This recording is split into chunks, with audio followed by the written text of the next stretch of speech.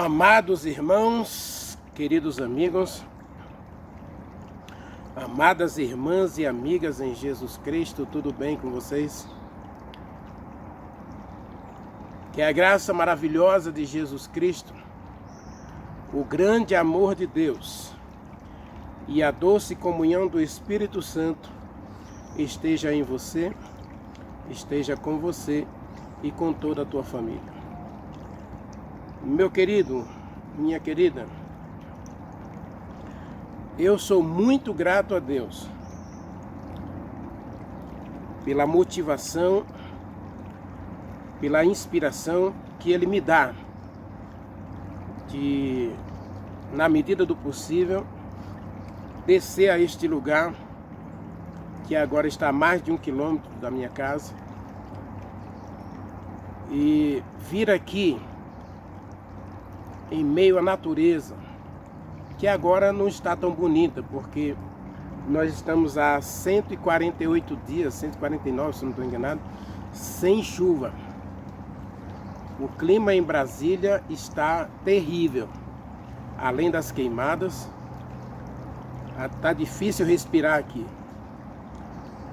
A não ser quando a gente chega num lugar desse aqui, que a gente passa momentos aqui, a gente aproveita esse ambiente de prazer, de alegria, de reflexão, para poder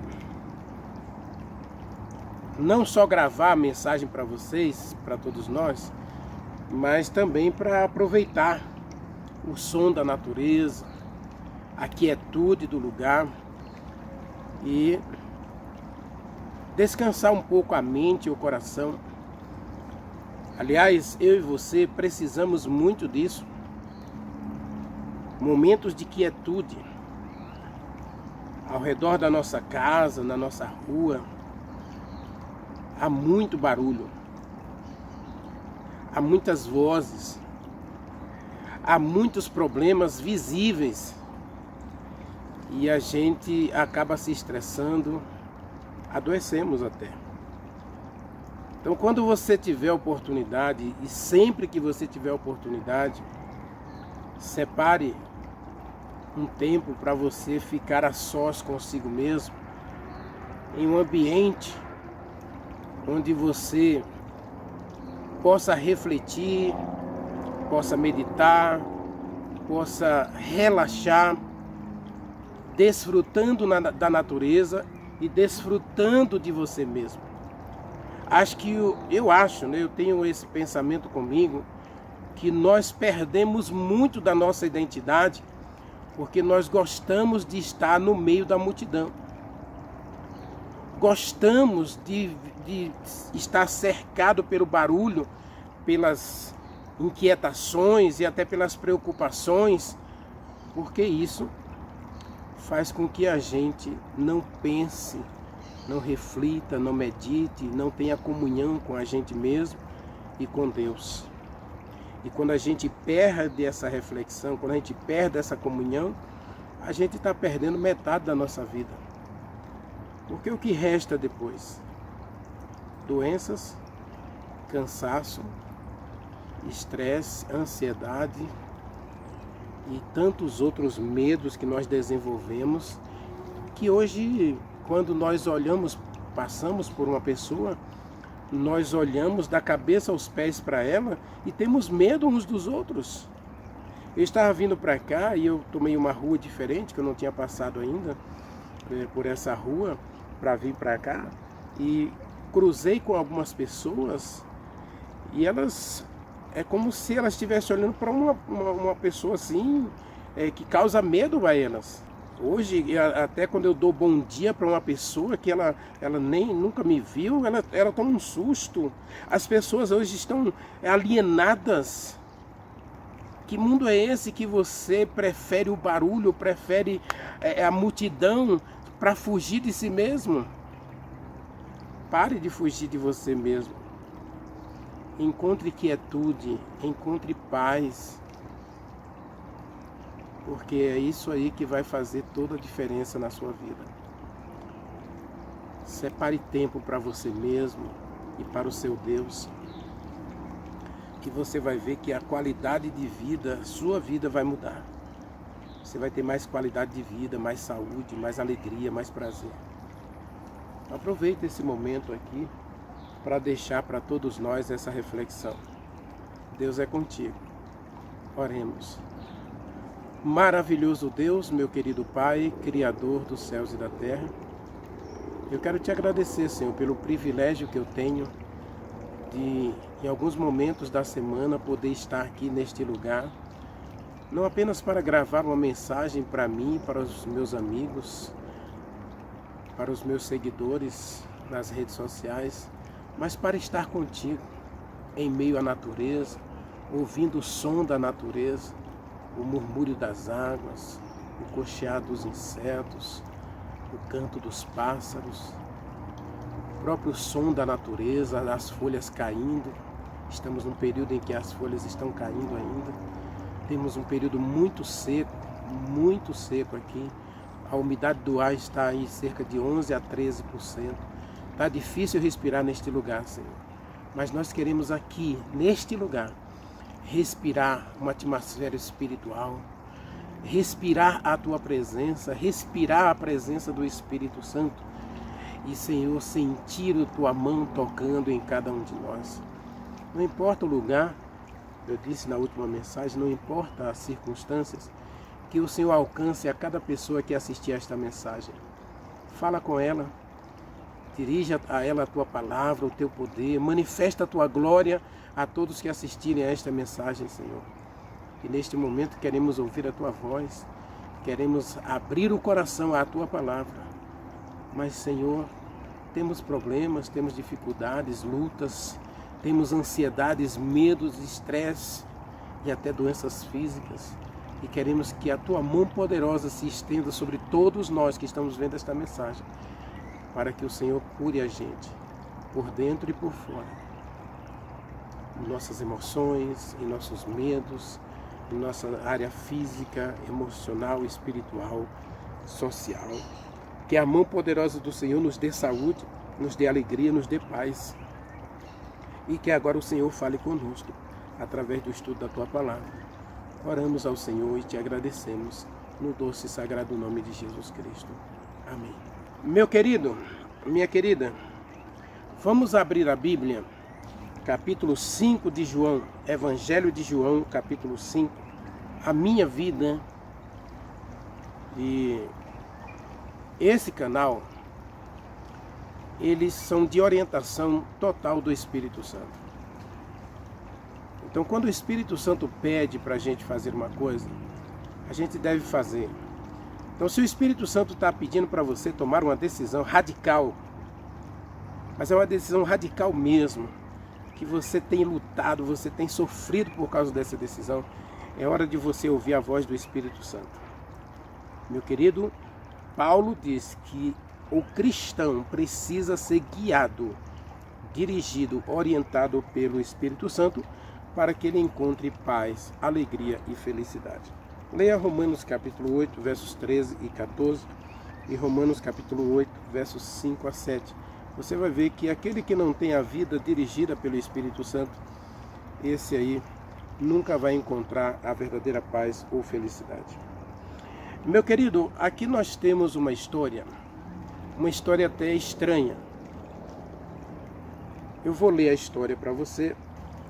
A história é um pouco longa, mas eu quero aproveitar aqui para a gente fazer pelo menos 2 mensagens nesse texto. Uma para a nossa série Milagres e a outra para a nossa série Pôr do Sol. Mas a do Pôr do Sol não vai ser agora não, vai demorar um pouco ainda, tá bom? Mas vamos lá.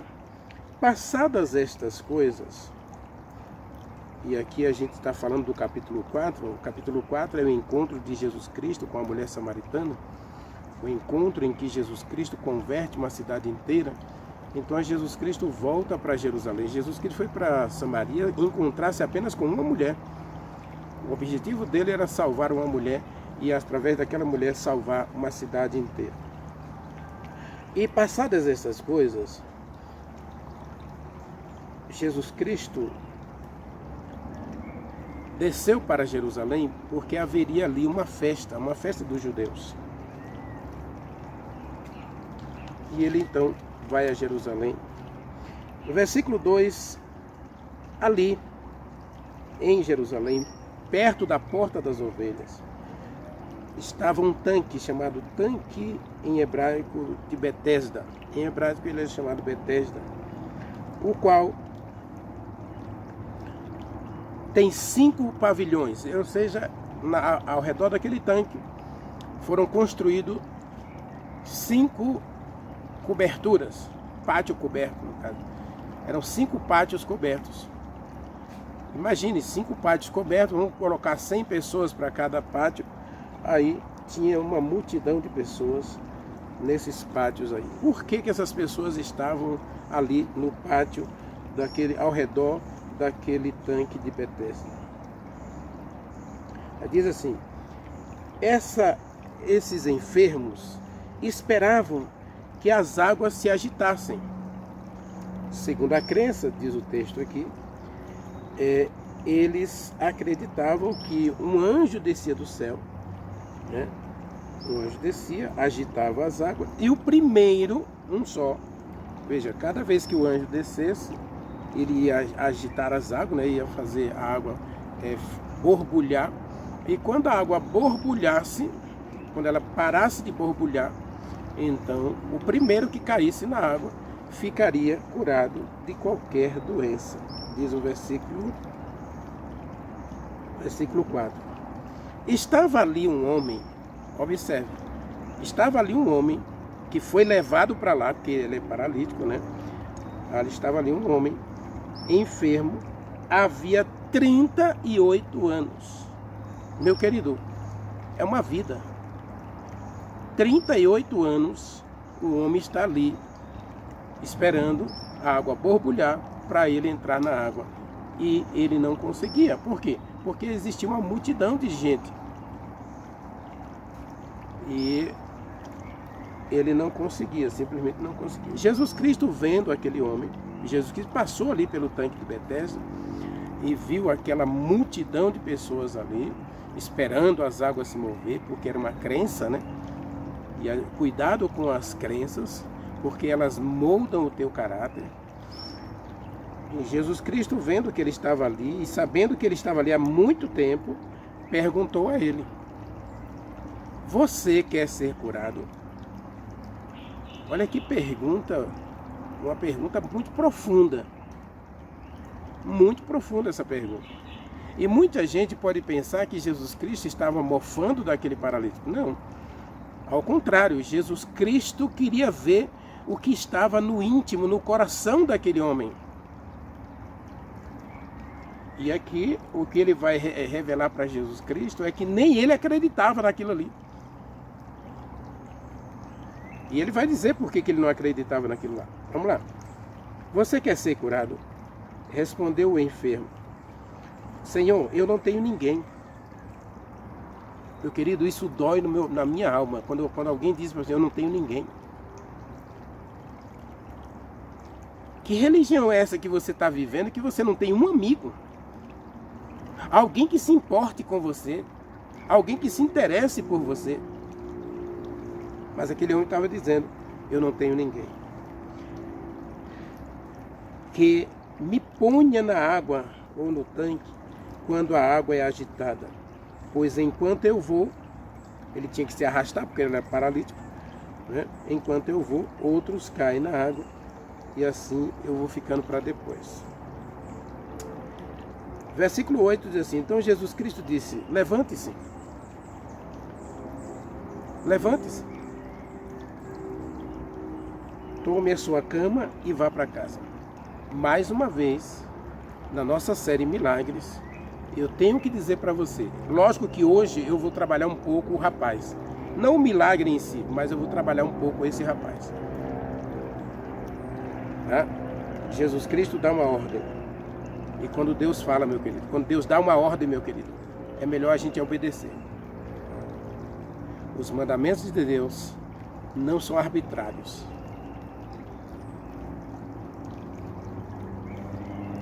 Eles são livres. Tiago capítulo 2, versículo 12, diz que a lei de Deus é a lei da liberdade. Agora é a palavra de Deus. E quando Deus fala, meu querido, é um mandamento. Deus falou e tudo veio a existir. Deus falou, Deus ordenou e tudo passou a existir. E eu gosto da expressão quando ele ordenou, porque a palavra ordem significa poder, significa que alguém tem autoridade. O teu chefe, ele não pede nada a você, ele manda. Faça isso e você tem que fazer. Isso é ordem, meu querido. A ordem, a hierarquia diz que você tem que fazer. Jesus Cristo dá uma ordem, levante-se. E aqui está diante de Jesus Cristo um paralítico de 38 anos. Alguém que ficou inválido pelas circunstâncias da vida, ele não nasceu paralítico, mas ele se tornou paralítico por causa das suas escolhas.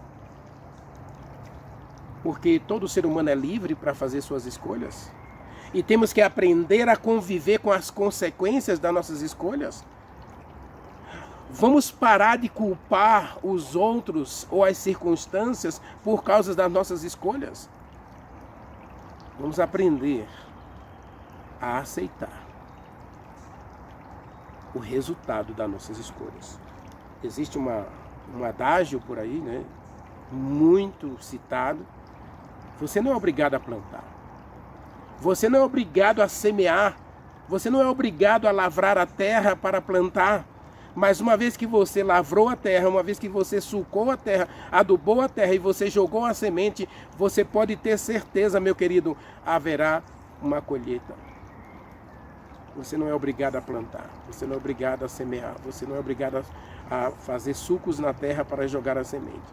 Mas uma vez que você jogou a semente, você tem que se preparar, porque vai haver consequência, vai haver colheita.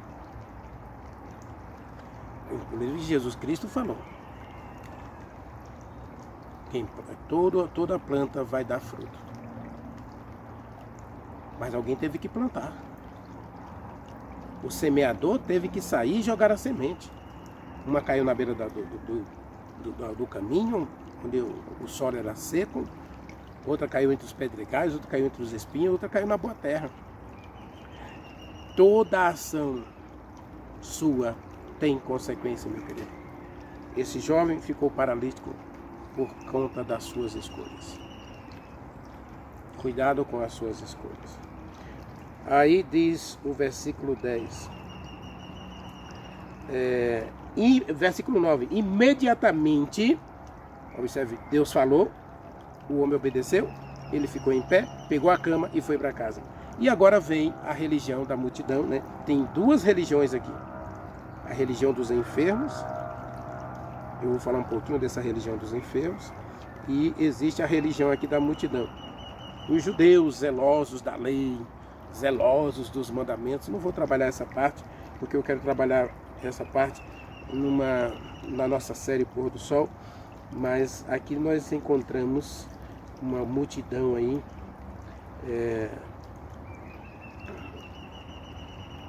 reclamando desse milagre de Jesus Cristo, porque o verso 9 termina dizendo que aquele dia era sábado. E aí algumas pessoas, versículo 10, você não pode carregar a sua cama porque hoje é sábado. Você não pode isso porque Deus proíbe. Você não pode aquilo porque Deus não ama, Deus não gosta de quem faz isso. Cuidado com essa religião. Eu tenho medo dessa religião. Mas vamos lá, versículo 11, ao que ele respondeu: o mesmo que me curou foi o que disse: pegue a sua cama e vá para casa. Perguntaram: quem é ele? O homem disse: não sei. Mas o que fora curado disse: não sei. E por haver muita gente naquele lugar, Jesus Cristo, aí ele usa uma prerrogativa divina, ele se oculta no meio da multidão. E ninguém vai dizer que ele usou isso aqui para benefício próprio. Jesus Cristo não agiu em benefício próprio em momento nenhum, a menos que ele estivesse em perigo. Aqui, se ele não se oculta, não só a religião dos enfermos, mas a religião lá dos críticos, iriam apedrejá-lo. Iriam apedrejá-lo, pode ter certeza. Tá? Então, Jesus Cristo se oculta, e aí, mais tarde, Jesus Cristo vai encontrar esse homem no templo. Eu não quero trabalhar essa segunda parte. Agora vamos fazer uma análise aqui desse momento, ou desse milagre de Jesus Cristo. Meu querido, eu costumo pensar, e eu quero que você também se acostume a pensar, que Deus tem alguma lição para a gente em todo o texto da Bíblia. E eu quero tirar para mim aqui 3 lições, ou 3 ensinamentos de Jesus Cristo para mim. O primeiro ensinamento está aí no versículo 1, é que Jesus Cristo ele não se oculta à discussão ou a se mostrar para os judeus. Os judeus vão fazer uma festa. Jesus Cristo estava bem lá na Galileia, estava curando pessoas, multidões seguindo. Ele poderia ter permanecido lá e abandonado os judeus, já que os judeus só queriam apedrejá-lo, só queriam matá-lo. Pode ler o livro de João, do capítulo 1 até o capítulo 21, você vai encontrar várias vezes a expressão que os judeus tensionavam fazer mal a Jesus Cristo, tensionavam matá-lo. Pelo menos umas 3 vezes, vai no capítulo 7, por exemplo, capítulo 8, capítulo 12, é uma afirmação dos judeus. Se nós não matarmos esse homem, nossa religião estará em perigo. Então Jesus Cristo ele poderia simplesmente sair desse raio de crítica, de ação, dessa raiva que os judeus desenvolveram dele. Mas diz o versículo 1 que Jesus Cristo, depois que ele sai da Galileia, ele vai para a Judeia porque lá tem uma festa dos judeus. Jesus Cristo busca esse momento com os judeus porque ele quer alcançar a todos. E aqui é um sábado e Jesus Cristo está passeando ali pelas cercanias de Jerusalém. E o objetivo de Jesus Cristo é ir mesmo ao tanque de Betesda. E meu querido, minha querida, observe 2 coisas aqui. Se Jesus Cristo ele não fez nada em benefício próprio, toda a ação de Jesus Cristo estava voltada, estava dirigida a alcançar os judeus, e para isso, para alcançar os judeus, Jesus Cristo vai usar os milagres, as curas, os ensinamentos. Jesus Cristo vai aproveitar as discussões ao redor do templo, acerca da Torá.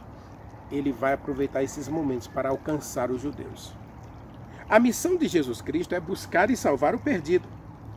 A questão é que os judeus eles não se sentiam perdidos, eles se sentiam superiores, guardiões da lei, e acima de tudo eles se sentiam pessoas invioláveis, ou pessoas que não violavam mandamentos.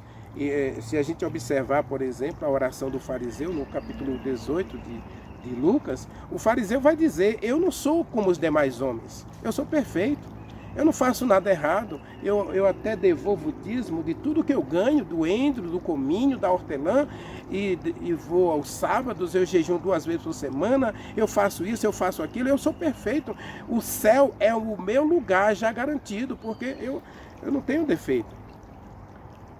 Então Jesus Cristo ele não se furta de se colocar diante deles para embraçar com eles ou travar com eles uma discussão acerca do bem, acerca do mal, acerca da verdade, acerca da salvação, acerca da entrega e da purificação. Os judeus tinham o hábito da purificação. Inclusive esses tanques assim ao redor de Jerusalém, eles foram construídos justamente com o objetivo de purificação. Lógico que aqui o tanque de Betesda, construído para os rituais de purificação cerimonial, ganhou um novo significado. Ganhou status de uma religião, inclusive. Porque, segundo a crença, um anjo descia em certo tempo, fazia a água borbulhar, e a primeira pessoa que caía ali ficava curada. Agora, observe, eu quero que você reflita comigo uma questão simples aqui. E essa talvez seja a primeira lição para mim, para você, né? Não se furte a se colocar diante de Deus, porque Deus quer um encontro com você. Isaías capítulo 1, versículo 18, Deus faz um convite diário, Apocalipse 3:20 também, né? Mas Isaías 1, 18, meu querido, está escrito assim, leia comigo, Isaías 1, verso 18.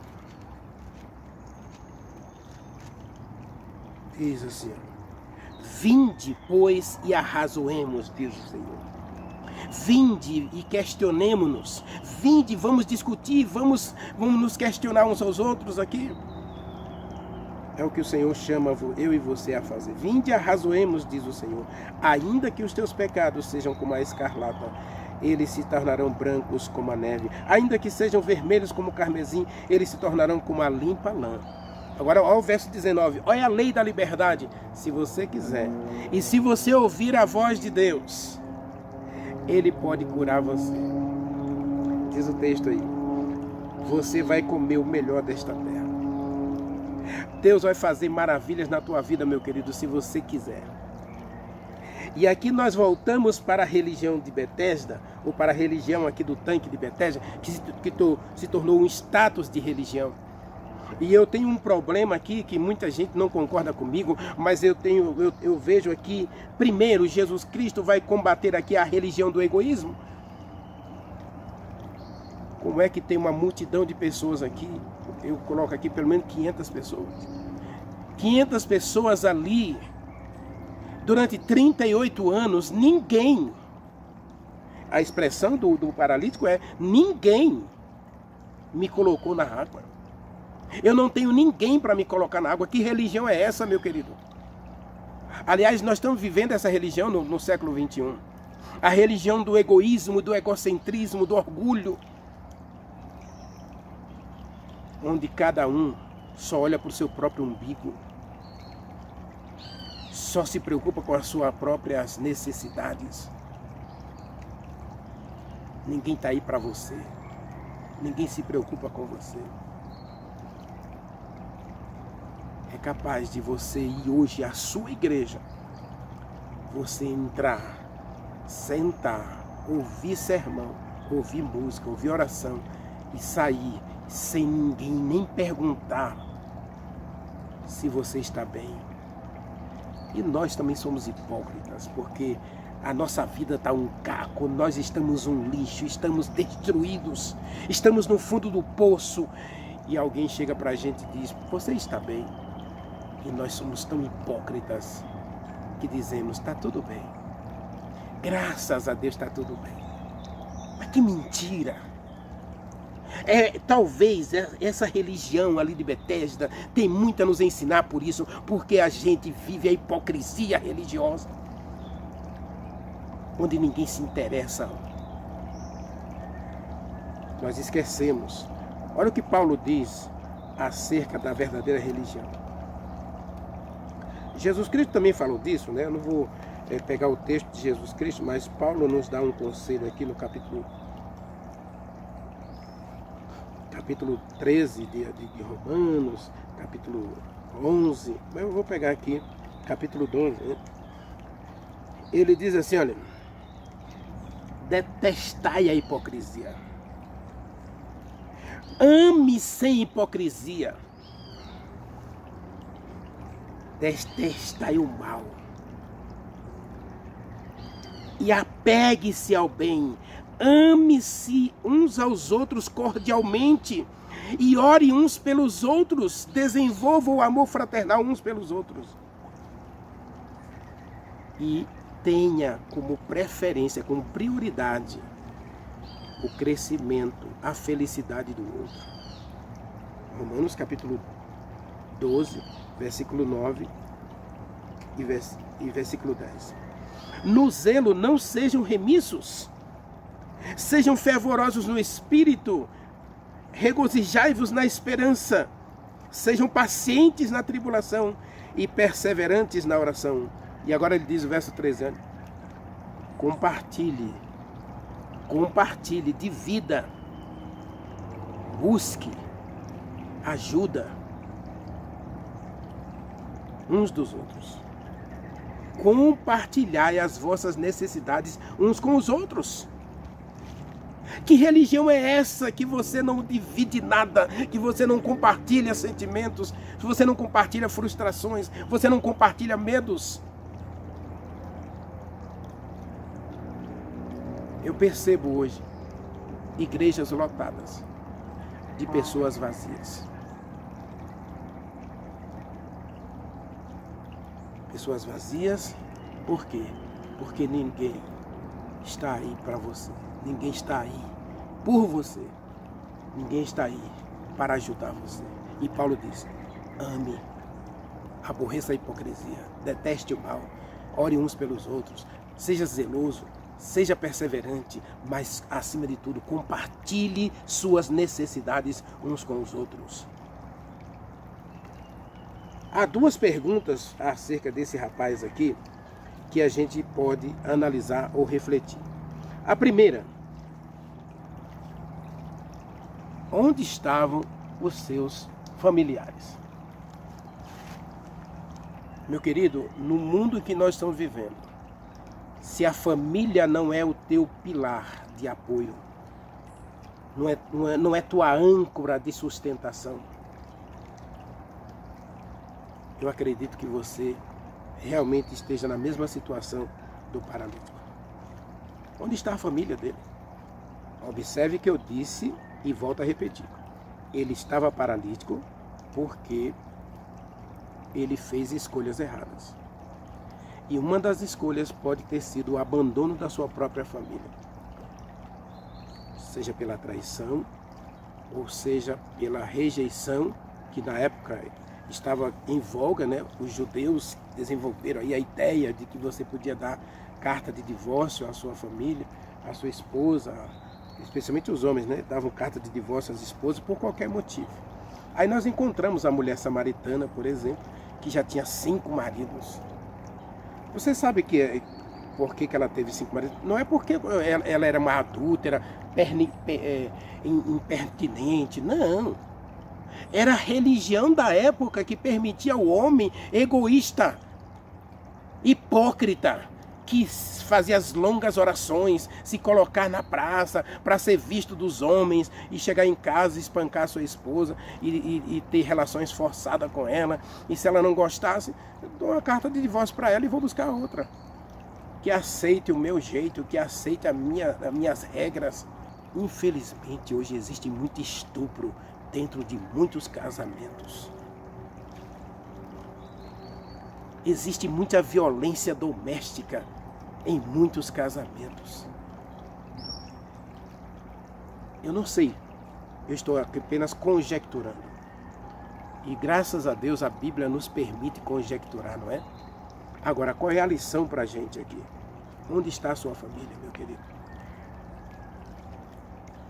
Você precisa de uma base de sustentação, de uma âncora de sustentação, para que seu barco não seja levado pelas ondas das filosofias modernas. Você precisa de uma âncora. Aqui, meu querido, nós temos uma outra questão aqui muito importante. O que realmente você acredita? Talvez, e eu não quero aqui conjecturar, agora não é conjectura, agora é análise mesmo. Observe que eu coloquei o tanque de Betesda como uma religião, né? Ela tomou status de religião. E o que acontece com uma religião é que ela tem doutrinas, elas têm ensinamentos. E quando você é doutrinado, quando você é ensinado a seguir mandamentos e regras de uma religião, você tem que ter o cuidado, porque elas podem estar ou não de acordo com a vontade de Deus. O grande e grave problema do cristianismo moderno, por exemplo, é que no século III, a igreja adotou a idolatria como parte do seu culto para evitar a perseguição. E de lá para cá, a religião moderna está mesclada pelo espiritismo, está mesclada pela idolatria. Muitas vezes nós somos muito taxativos em apontar o dedo para a religião dos outros, dizendo que eles estão fazendo errado, porque eles fazem assim, assim, assim. E nós?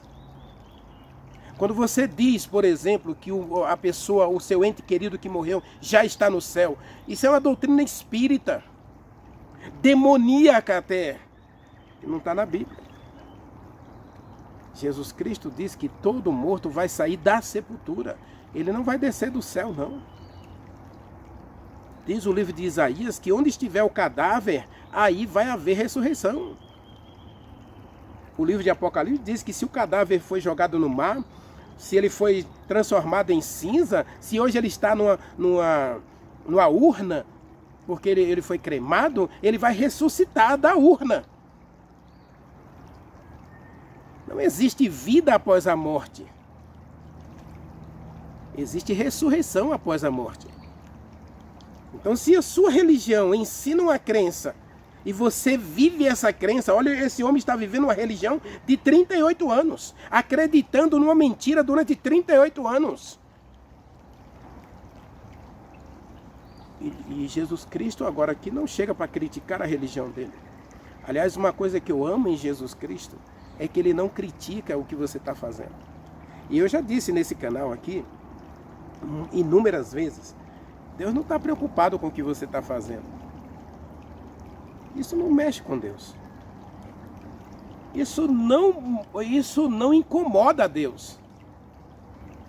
O que incomoda a Deus é você continuar fazendo o que você está fazendo.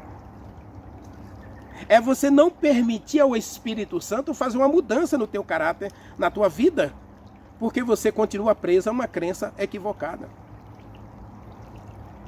E existe hoje muitos cristãos sinceramente equivocados. Quantos cristãos hoje estão presos a religiões, ensinos e regras e mandamentos em igrejas simplesmente por causa da ignorância de não abrir a palavra de Deus, de não buscar a Deus? Por que não questionar essa religião? Por que não questionar esse tanque? O homem estava ali há 38 anos sem questionar seu tanque, sem questionar sua igreja. Meu querido, minha querida, cuidado com a religião do comodismo, onde você aceita tudo e não questiona nada. Eu volto a citar Isaías capítulo 1. Vinde, vamos questionar. Questione as suas crenças. Avalie suas crenças. Esse homem teve 38 anos para autoavaliar-se e avaliar suas crenças. E talvez ele não precisasse de Jesus Cristo aparecer ali para realizar um milagre na vida dele. Porque Jesus Cristo vai dizer na sequência para ele aí: cuide com as suas escolhas para não acontecer coisa pior com você. Eu vou achar o texto aqui e vou mostrar para você. Tá bem? Versículo 14 de João 5. Mais tarde, Jesus Cristo encontrou o homem no templo. O homem saiu do tanque de Betesda. Observe, ele sai daquela religião, ele abandona aquele lugar lá, porque Jesus Cristo disse que ali não tem esperança para ninguém, não estava oferecendo saúde e cura para ninguém ali. Então ele saiu dali e foi para o templo, agora oferecer um sacrifício ao verdadeiro Deus. E aí Jesus Cristo o encontra no templo, versículo 14, e Jesus Cristo diz: cuide, observe, preste atenção no que você escolhe, no que você vive, para que não te aconteça coisa pior. Cuidado com as tuas escolhas, porque elas te levarão a algum destino. Meu querido, Jesus Cristo pede para você avaliar você mesmo, as suas escolhas, mas avalie também suas crenças. Porque no final Jesus Cristo vai olhar para uma multidão de pessoas que passaram anos e anos na igreja E ele vai dizer, eu não conheço vocês. Portanto, meu querido, a lição principal desse texto aqui é que você precisa de alicerces firmes para os seus pés, para a sua fé. E você precisa avaliar suas crenças. Avalie suas crenças. Cuidado com essa religião do imediatismo, do agora. Aliás, nós estamos vivendo a religião da prosperidade, não é? Infelizmente, é o que a gente ouve hoje, é a religião da prosperidade. A religião do tudo pode. Você pode viver do jeito que você quiser, comer o que você quiser, vestir o que você quiser, andar onde você quiser, ter o relacionamento que quiser. E Deus vai dar a você a felicidade, a alegria, o prazer, a prosperidade, porque você disse sim para Jesus Cristo. Não existe mentira maior no universo, no nosso universo de terra hoje, do que isso que andam anunciando para você hoje. Cuidado com essas crenças. Avalie suas crenças. Daqui a pouco você está acreditando na água agitada de Betesda. Daqui a pouco você está colocando um copo com água em cima da sua televisão. Daqui a pouco você está colocando sal nos 4 cantos da sua casa. Daqui a pouco você está levando roupa do seu marido, da sua esposa, para o pastor ungir, para que ele se liberte de algum vício, ou o seu casamento acabe e você encontre um novo marido, uma nova esposa. Avalie suas crenças. O diabo não é bobo. Ele trabalha para iludir. E ele iludiu esse homem durante 38 anos. Mas aqui eu quero concluir a mensagem falando da outra religião que tem aqui. Aparece uma outra religião aqui, que é a religião daqueles que são certos demais. Daqueles que só eles têm razão. E hoje existem aí muita gente, tem igrejas por aí, né? Não pode nem ser chamado de igreja, mas existe um segmento religioso por aí que eles fazem questão de dizer para os seus membros que eles evitem o contato com aqueles que não acreditam como eles acreditam. Eu acredito que o meu corpo é sagrado e que meu sangue é sagrado, então eu não posso de modo nenhum seguir algumas coisas, comer algumas coisas, e também não posso doar sangue. E se alguém é contrário a isso, Jesus Cristo não é Deus, o Espírito Santo não é Deus, só Jeová é Deus. Jeová é Deus. A palavra Deus é plural, meu querido.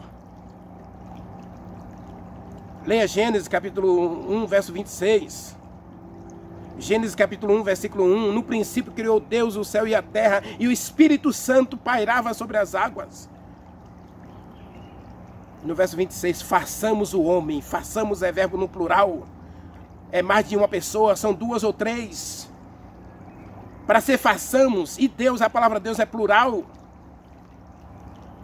Aliás, Deus não é nem tipo uma função, né? Eu já expliquei aqui no canal. A palavra Deus significa função. Então, o Espírito Santo tem a função de Deus. Jesus Cristo tem a função de Deus, o atributo de Deus. O atributo da divindade, eu costumo dizer que é atributo da divindade. E o próprio Jeová, o Deus eterno, ele também tem o atributo da divindade. Ele é Deus. Jesus Cristo é Deus. Salmo diz isso. O Deus, o teu Deus, te ungiu. O livro de Hebreus, capítulo 1 e 2, apresenta Jesus Cristo como Deus. E diz o livro de Filipenses, capítulo 2 ou 3, que diante de Jesus Cristo se dobrará todo o joelho no céu e na terra. E aqui nós encontramos um paralítico de 38 anos ouvindo a voz de Jesus Cristo, porque Jesus Cristo é Deus. E esse Deus diz para ele, eu te mando, eu ordeno, levante, pegue a sua cama e vá para a sua casa. Mas aí vem a religião do tudo certo. do todo certinho e diz, não, você não pode levar a sua cama. Não, está errado. Meu querido, sabe, eu disse na mensagem de quarta-feira passada, né, que infelizmente nós temos hoje muitas pessoas,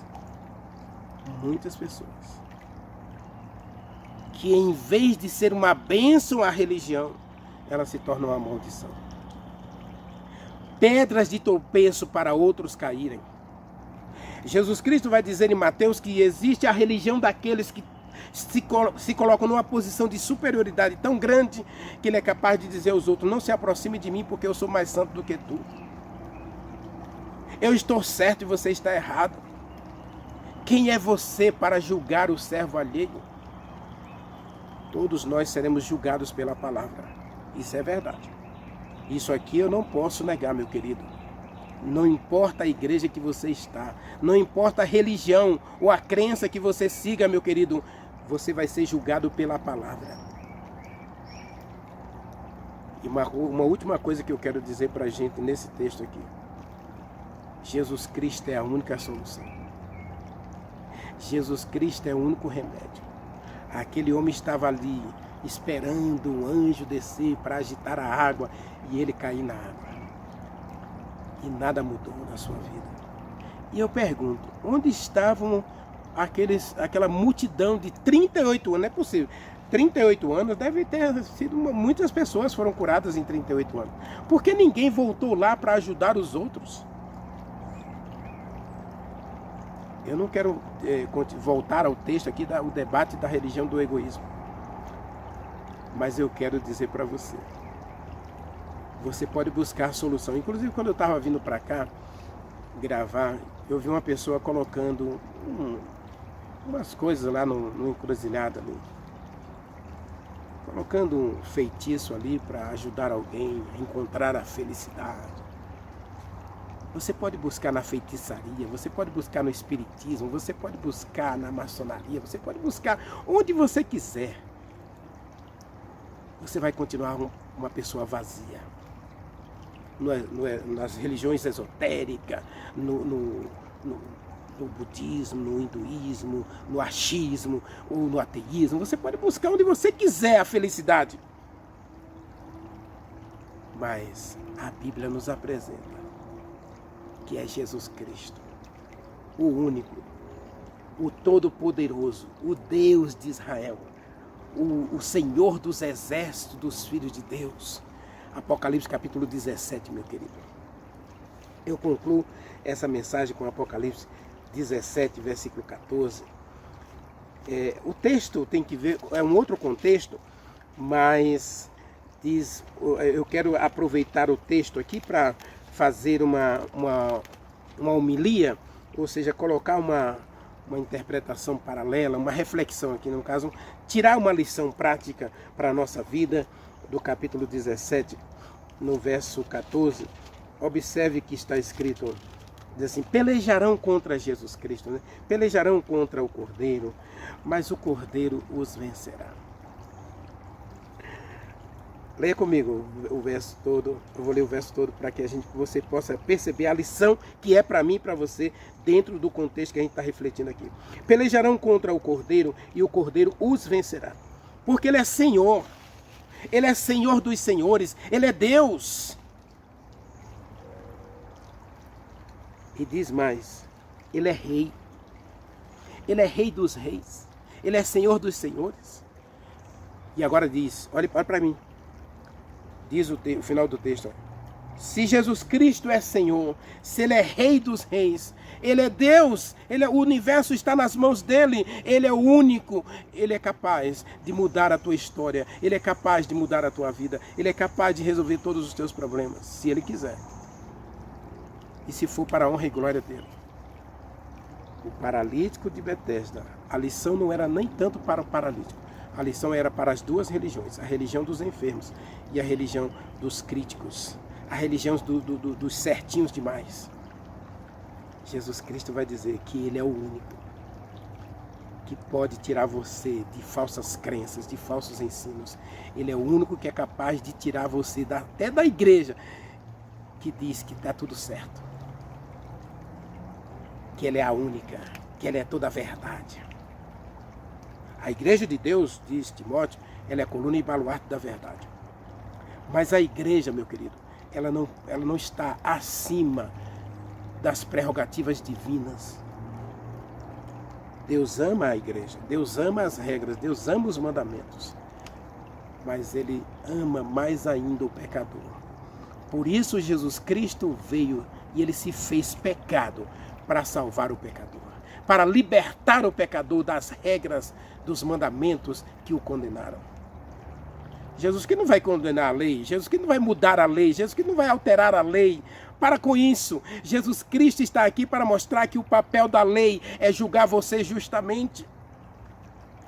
E se a lei diz para você que você está errado, Jesus Cristo diz que o sangue dele te purifica de todo o pecado.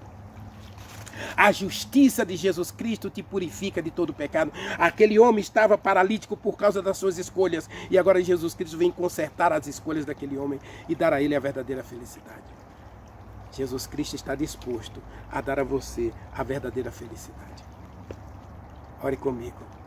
Maravilhoso Deus, meu querido Pai, Criador dos céus e da terra. Estamos diante de Ti, meu Deus. E é diante de Ti que desejamos viver para todo sempre. Nada somos sem Ti e sem Ti nada podemos fazer. Mas colocamos a nossa vida em Tuas mãos, Te pedindo que hoje o Senhor nos tire dessa religião do egoísmo, ou dessa religião que a gente simplesmente olha para os outros com um olhar de superioridade, achando que os outros são tudo inferiores a nós mesmos. Tenha misericórdia de nós, converta o nosso coração e nos liberta de todos os nossos medos, ansiedades e incertezas, dessas falsas crenças. Nos liberta, Senhor, das doenças, das enfermidades e dos problemas. Dá-nos a alegria de ter um encontro pessoal com Jesus Cristo, como o paralítico de Betesda. Que possamos sair da nossa Betesda para a verdadeira religião, do verdadeiro relacionamento com Jesus Cristo. Que nós possamos sair da nossa Betesda para viver uma experiência real com Jesus Cristo. Dá-nos a verdadeira cura, Senhor. Tira de nós tudo que é errado, tudo que é mal, tudo que nos separa de Ti. Dá-nos a alegria de viver a verdadeira religião, dos verdadeiros ensinos da Tua palavra. Nós Te adoramos e agradecemos no doce e sagrado nome de Jesus Cristo, no poder do Espírito Santo. Amém.